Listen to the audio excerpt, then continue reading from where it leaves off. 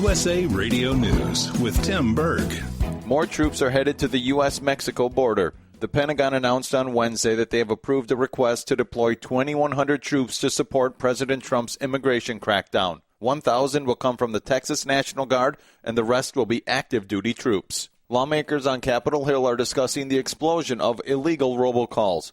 In emotional testimony today, Angela Stanek says her elderly grandmother took her own life after losing her life savings on one of these scams.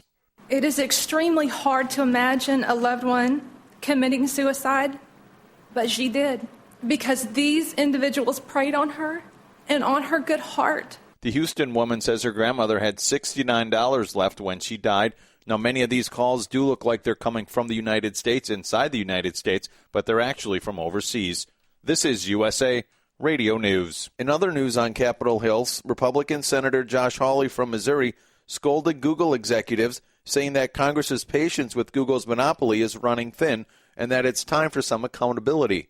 Hawley also tells Fox News what him and his staff learned about Google as they were researching before this hearing. Well, what we learned is that Google is not being honest. What we learned is that there are studies out there showing that Google in this country right now is discriminating against conservative viewpoints, is discriminating against those who support the president. And we know Google has a history of ideological censorship and ideological discrimination. So we can't take their word for it. We've got to hold them accountable. A series of earthquakes have Californians worried that the big one may be coming. In less than 15 minutes, 2 quakes in the San Francisco Bay Area were sandwiched around a quake near Ridgecrest on Tuesday. Ridgecrest is where 2 major earthquakes did millions of dollars in damage and opened cracks in the earth earlier this month. This is USA Radio News.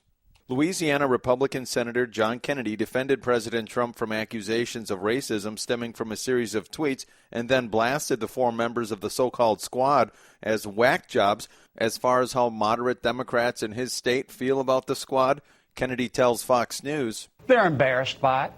They don't want to talk about it. They're embarrassed that this is dominating the discussion in Washington, D.C. right now. This freak show, when we have so many other issues to be talking about. I've told the president before. I said, Mr. President, tweeting less would not cause brain damage.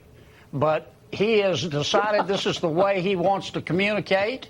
And I do not believe his original comments were racist. I do not believe he is a racist.